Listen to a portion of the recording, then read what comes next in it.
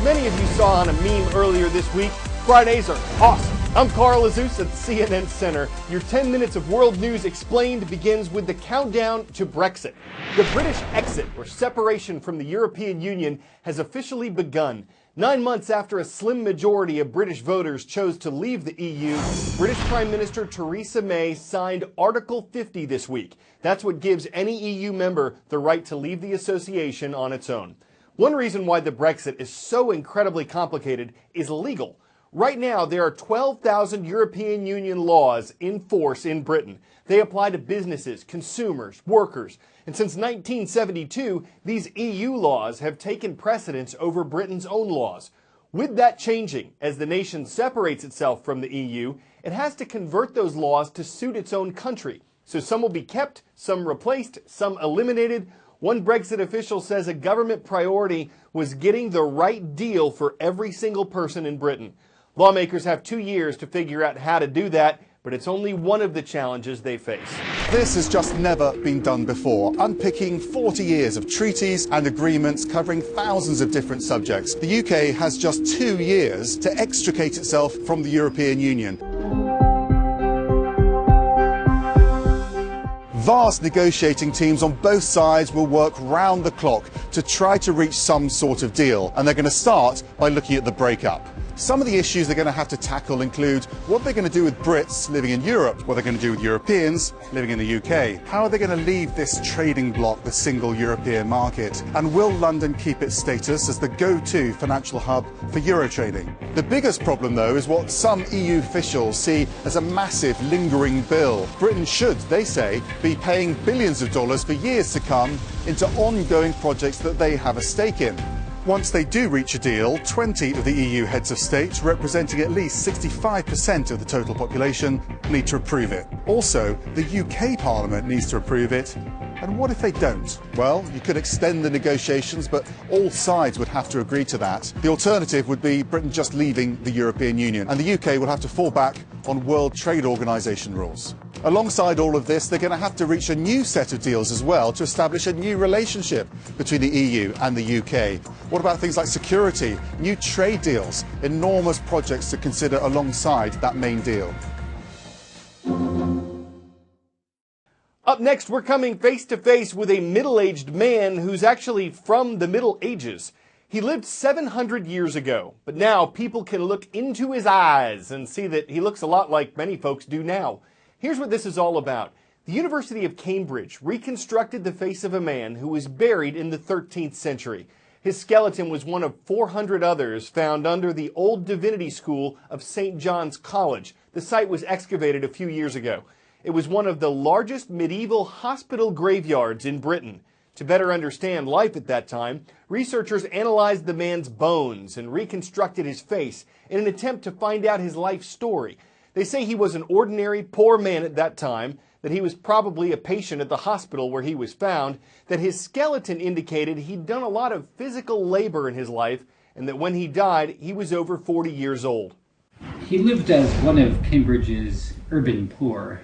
It's a group of people that are very hard to find out about from history because historical records are based around mostly property. And if you didn't have wealth or were taxed, then very often you would not actually show up in the historical records.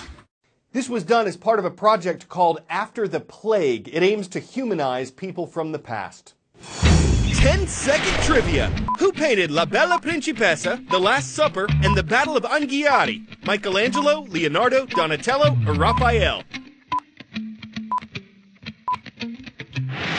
These are the works of Leonardo da Vinci, one of whose most famous paintings is the Mona Lisa. Okay, you've heard of the Mona Lisa. You probably haven't heard of Lisa del Giocondo, whose portrait some scientists think was painted over in making the Mona Lisa. Pablo Picasso apparently painted over someone else's portrait to create his work, The Old Guitarist. Same thing for Vincent van Gogh in painting Patch of Grass. One thing these findings all have in common, they were discovered decades or centuries later using modern scientific instruments. Here's how some researchers solve or find historic mysteries of art. A painting will change from the moment it's made, and so there's no chance of restoring it to the way it looked when it was first made. But you can appreciate how it might have looked by doing the research that's needed, and then present it in the best way it can be presented.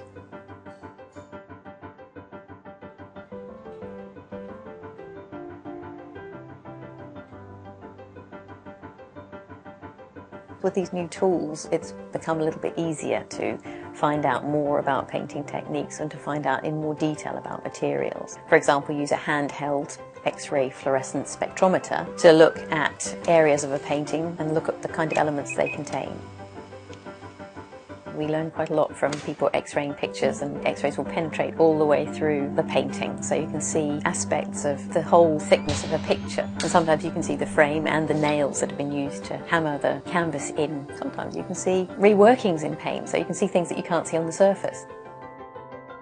There are different devices that are used for infrared photography, so you can do an infrared photo and a specially adapted camera. You might see something beneath the varnish, you might see drawing underneath the paint layer, so you might find a picture under another picture or a drawing underneath a picture that's been covered up with a completely different picture. There are always new discoveries to be made. Each of these techniques tells you something different. To make you a good conservator, I think you need all those elements. Eventually, everything changes and everything deteriorates. Although we now use materials which we hope will last at least 100 years, inevitably pictures will need to be cared for. And those works that have been cared for, now we retain them, we benefit from that, we can still see them. And the things that have been very neglected, we've lost them. So that's why conservation is important. If you were on our email list, you would have known last night what was in today's show. From our homepage, just scroll down to Keep in Touch to sign up for our daily email. Also from our homepage, if you want to see the show transcript while you see the show, just click the word transcript under the video. That'll take you to where you can watch and read along at the same time. It's amazing and a really good idea.